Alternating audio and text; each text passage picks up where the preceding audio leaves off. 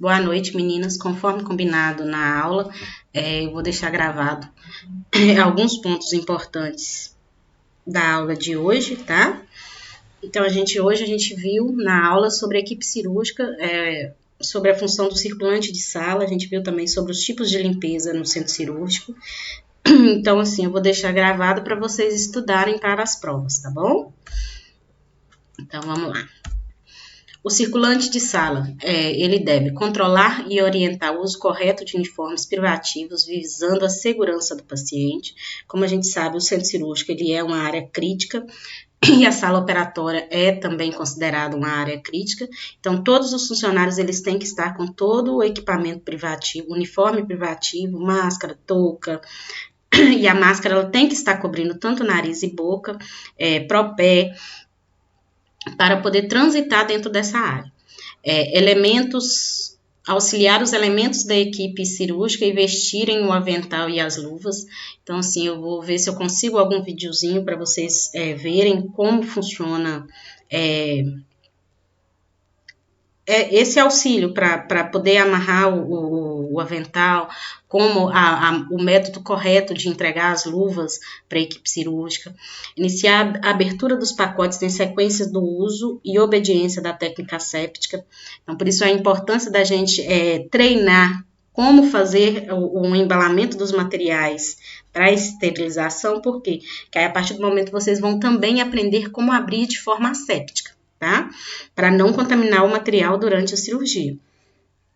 Para a cirurgia, auxiliar a montagem da mesa de instrumentação, apresentando os artigos médicos necessários ao procedimento cirúrgico. Eu mandei também para vocês no grupo todas as funções do circulante de sala, tá? E eu quero que vocês leiam também com atenção. Procedimentos relacionados ao paciente. Para o transporte do paciente da recepção até a sala de operação, o enfermeiro deve considerar os problemas detectados no recebimento e prover sua segurança física e emocional. Então, aqui fala o enfermeiro, mas esse daí também é o técnico de enfermagem, aquele que vai receber o paciente e vai transportá-lo até a sala de operação.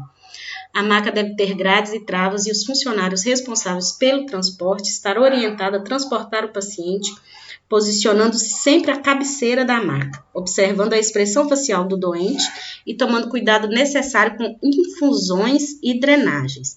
Eu falei para vocês na aula a importância desse contato visual e até mesmo para vocês estarem observando as expressões faciais do paciente, para ver se ele está ansioso, se ele está nervoso, se ele está demonstrando alguma insegurança emocional, tá? E também tem que estar olhando todas as infusões que o paciente ele tenha, tá? Para evitar que ocorra alguma intercorrência nesse transporte. Após a apresentação, transferência do paciente para a mesa de operação. Então, após a apresentação do paciente à equipe da sala de operação, ele deve ser passado para a mesa cirúrgica, mantendo sua privacidade, segurança física, emocional e seu conforto. Então, eu falei aqui das cirurgias seguras, que a gente vai ter uma aula especial sobre isso. Então, assim, vocês vão ver a importância de ter essa apresentação do paciente, a apresentação da equipe cirúrgica, qual cirurgia vai ser feita, estudo em voz alta para se evitar erros durante a cirurgia, no início da cirurgia, né? Então, assim, eu até comentei um pouquinho para vocês verem alguma parte da série do Bom Doutor, porque eles, na hora do procedimento cirúrgico, eles fazem esses procedimentos da cirurgia segura corretos. Então, assim, tem a apresentação de toda a equipe, a apresentação do paciente, qual cirurgia vai ser feita, que anestesia vai ser feita, entendeu? Para se ter realmente segurança física do paciente. Alguns cuidados devem ser tomados para a transferência do paciente, como o nivelamento da altura da mesa cirúrgica com a maca. No posicionamento cirúrgico, vocês vão ver que a maca cirúrgica ela é móvel. Então, assim, além dela conseguir sair do local que ela está para a limpeza, ela ainda tenha a capacidade de subir, descer, abaixar perna, levantar cabeceira, conforme a posição cirúrgica, a posição para aquela cirurgia. Posicionamento da maca contra as laterais da mesa cirúrgica, evitando assim sua movimentação, que pode ser ocasionada a queda do paciente. Então, sempre tem que ter algum funcionário do outro lado da maca, pressionando essa maca na mesa cirúrgica para que ela não se movimente durante o momento de transporte do paciente para a mesa cirúrgica. Solicitar o paciente para que ele passe para a mesa cirúrgica se ele for capaz fisicamente. Se não, a equipe que está na sala vai auxiliar para colocar esse paciente em cima da mesa cirúrgica de maneira confortável e segura.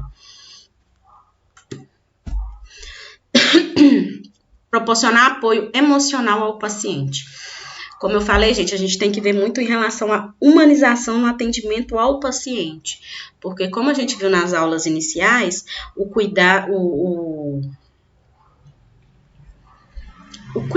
o modo de tratar do paciente faz muita importância para esse paciente naquele momento. Então, assim, você tem que ter esse olhar humanizado, esse jeito de trato melhor para esse paciente que ele está emocionalmente instável, porque ele está num ambiente onde ele não conhece o que está acontecendo. Por isso que eu falo sempre da importância de se apresentar, de perguntar como o paciente está, de realmente ter esse contato visual com o paciente. Então, porque o sucesso da cirurgia depende da perícia de toda a equipe cirúrgica. Cada membro da equipe tem importante papel na manutenção do preparo psicossomático dos pacientes. Então, assim, aí toda a equipe é responsável por esse preparo psicossomático do paciente. Mas quando a gente fala, porque o técnico de enfermagem, a equipe de enfermagem, tanto o enfermeiro quanto o técnico de enfermagem, eles estão mais tempo lidando com esse paciente, mais diretamente lidando com esse paciente, ele fica mais tempo com esse paciente. Então, assim, você precisa realmente ser humanizado nesse atendimento com esse paciente. Interações adequadas minimizam o medo e favorecem alívio da dor e mal-estar, além de ajudar a enfrentar situações desagradáveis ou desconhecidas. Tá? Então, assim, sempre estar informando o que está acontecendo com o paciente, sempre deixá-lo bem ciente de tudo, o passo a passo do que vai acontecer, porque um paciente que ele está bem informado, ele se sente mais seguro. E a partir do momento que ele tem confiança naquela equipe, minimiza o medo que ele está sentindo, tá? Aliviar continuamente e comunicar sobre o estado emocional do paciente aos outros membros da equipe. Cada pessoa apresenta uma reação diferente diante de situações idênticas, o que exige da equipe de enfermagem algum preparo para o bom interrelacionamento com o paciente. Então, assim, cada ser humano, ele vai reagir de uma forma à mesma situação. Pode ser o mesmo procedimento cirúrgico, o mesmo local, a mesma equipe, só que cada um reage de forma diferente, porque aí a gente não sabe na história desse paciente quais são os traumas que esse paciente carrega. Então, assim, é necessário sim que se tenha esse cuidado humanizado, porque cada um vai reagir de forma diferente. Então, assim, não menosprezar a dor do paciente, não falar que é frescura, ou não falar que esse paciente é xexelento. A gente não sabe o que aconteceu no decorrer da vida desse paciente para ele se sentir assim. Então, assim, a humanização é muito importante durante o atendimento do paciente, tanto cirúrgico quanto em qualquer área que você for trabalhar no hospital. Porque esse paciente ele está debilitado tanto fisicamente quanto emocionalmente. Então, assim, ele precisa desse cuidado que a enfermagem presta, mas de forma humanizada. Verificar e anotar os sinais vitais, observar e anotar os sinais de estresse. Então, assim, você vai, tudo que você for observar, verificar, vocês têm que anotar em prontuário. Porque o que não é anotado não foi realizado, independente se você fez com excelência ou não, porque o que conta num processo judicial é o que está escrito, relatado, assinado e carimbado. Gente, vocês não esqueçam disso. todas as áreas do hospital que vocês forem fazer relatórios, que vocês forem prestar cuidados, todos os cuidados que você fez, você tem que relatá-los, porque o que vai valer é o que está relatado, assinado e carimbado. Fala não resolve em processo judicial, tá? Constitui ainda funções do circulante da sala a responsabilidade pelo andamento geral da sala de operação, antes, durante e após o procedimento cirúrgico. Uma das responsabilidades mais importantes é assegurar a esterilidade seja mantida durante todo o tempo. Então, sim, você tem que saber como manter aquele ambiente o mais estéril possível, tá? Eles ainda têm as funções de funcionar a veia ou auxiliar na instalação dos soros. Alguns pacientes eles já vêm com punção venosa prévia, né? Já vem da clínica cirúrgica que ele estava internado.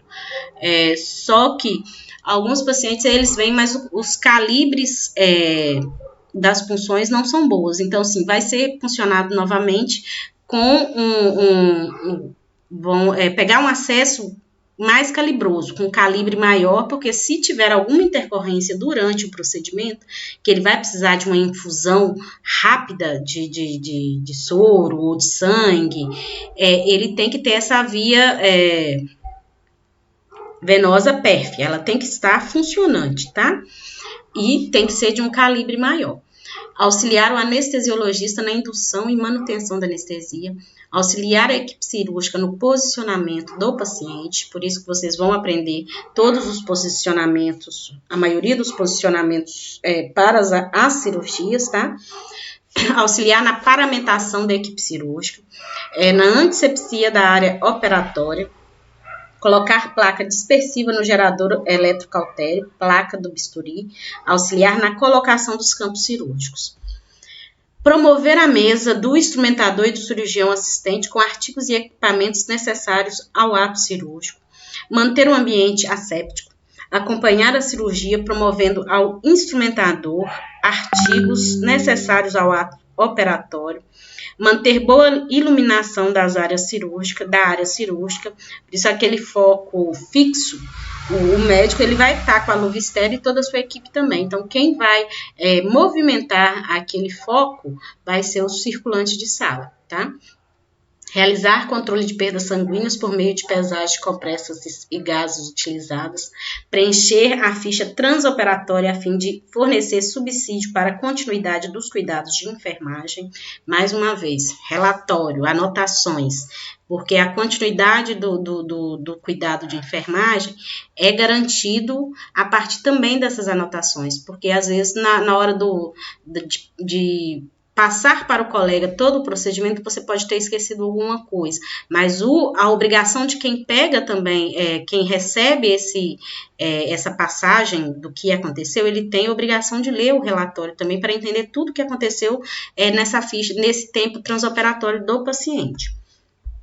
Auxiliar o cirurgião no curativo cirúrgico, retirar equipamentos, campos sujos e molhados que estão sobre o paciente, verificar permeabilidade, fixação e drenagem de sondas, drenos e catéteres, remover a placa dispersiva do gerador eletrocirúrgico ou eletrocautério ou bisturi elétrico, é a mesma coisa.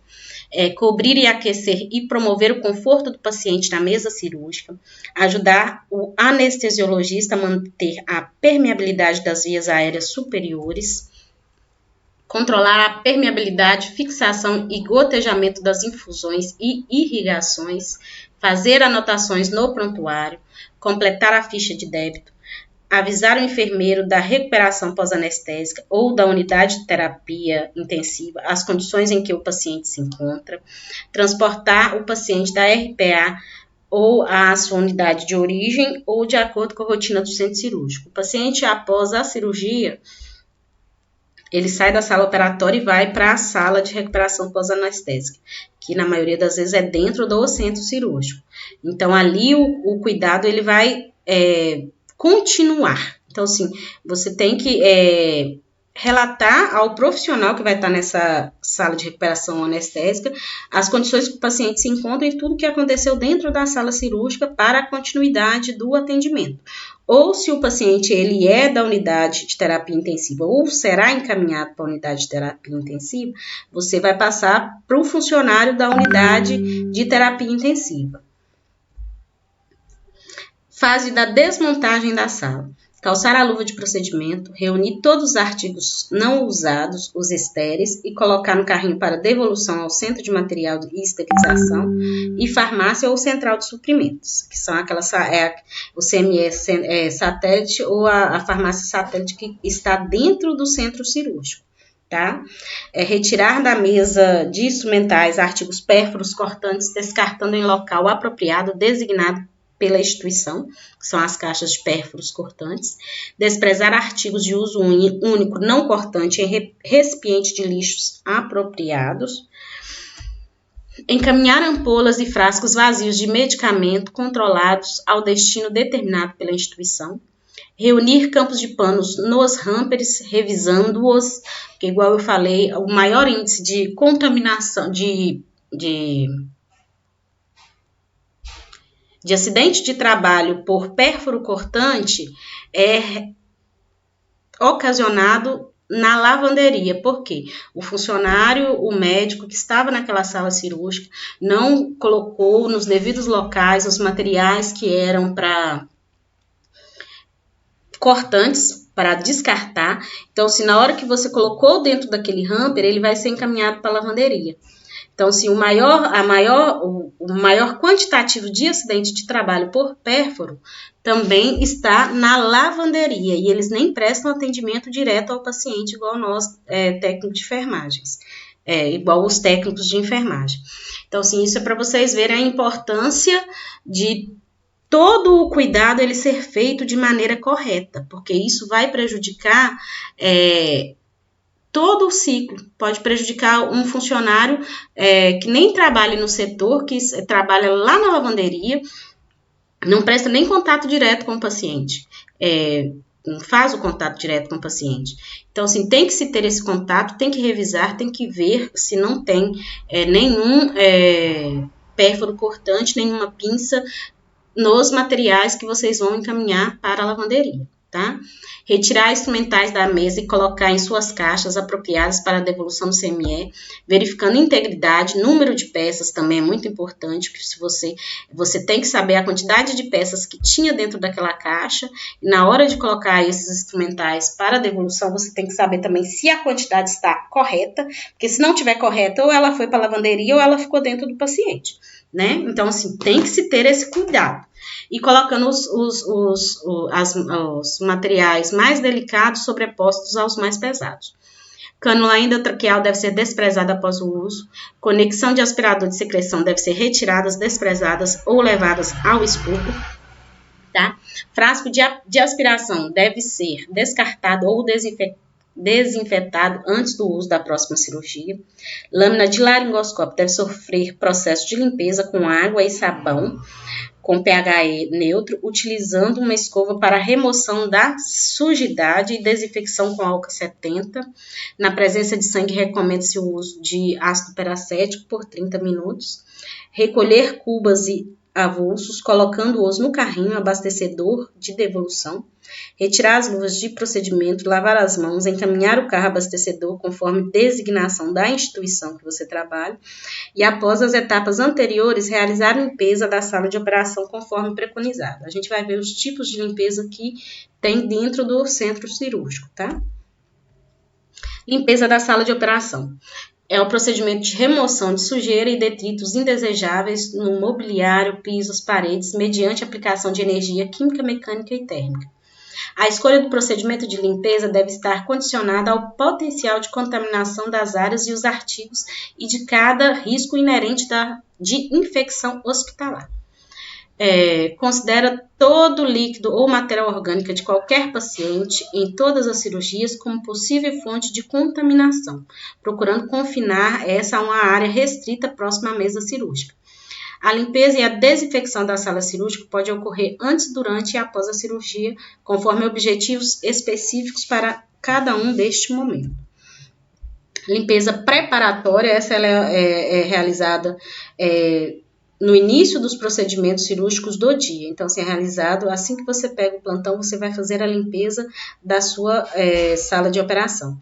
O objetivo é remover a poeira, porventura acumulada em móveis e equipamentos após a limpeza realizada no final do turno anterior, com solução de germantes ou desinfetante de álcool 70.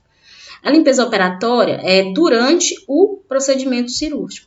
Então, assim, ela contribui para a manutenção do ambiente limpo durante a cirurgia. Então, assim, a remoção mecânica da sujidade, sangue e secreção, utilizando pano comum embebido em agente químico de amplo espectro, na maioria o hipoclorito.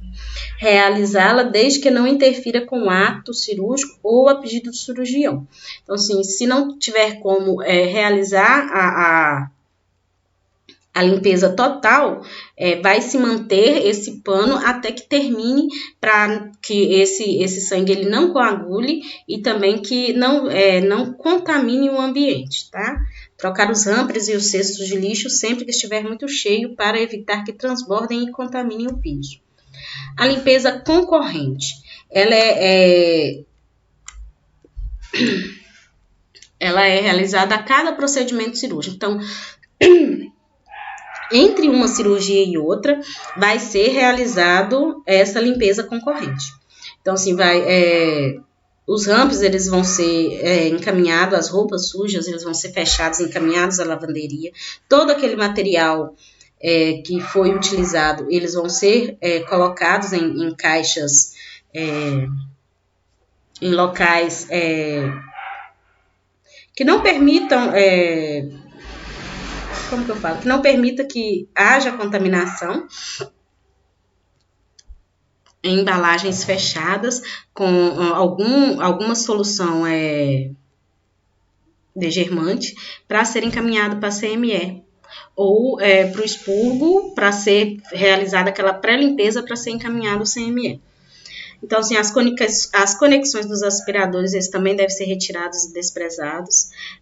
Artigos em aço inoxidável, de vidro, de borracha, utilizados na cirurgia, recebem cuidados especiais.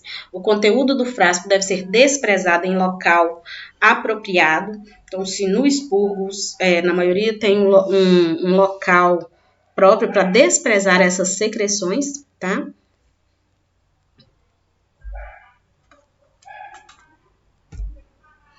As superfícies dos imobiliários dos equipamentos existentes devem ser limpas com solução desinfetante, geralmente o álcool A70.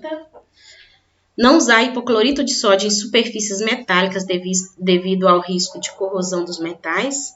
Então, sim, onde não se usa o hipoclorito, vai se usar o álcool A70. O chão deve ser limpo, usando máquinas lavadoras e extratoras. Quando isso não é possível, recomenda-se um pano de chão limpo, tá? Seco e limpo a cada sala de operação e para cada limpeza concorrente. Então, assim, não é pegar aquele pano de chão e realizar a limpeza durante o dia todo, não. É um pano para cada sala de operação em cada limpeza concorrente. Então, se tem 10 cirurgias, vão ser 10 panos de limpeza. E após utilizado, ele é encaminhado para a lavanderia para ser processado. As paredes devem ser limpas somente se houver contaminação direta com material orgânico, assim como o teto. A sala operatória pode ser montada para outra cirurgia. Então, na concorrente, vocês veem que o teto e as paredes, elas só são limpas se tiverem algum tipo de contaminação. Aqui, a cada procedimento cirúrgico, a sala deve ser limpa, igual eu falei, que é a limpeza concorrente, e, se necessário, realizar a desinfecção localizada de equipamentos, pisos, paredes, teto, mobiliários e demais instalações, se tiver alguma presença de matéria orgânica. A desinfecção é utilizado hipoclorito de sódio para superfícies, piso e parede, e álcool 70 para equipamentos e metais.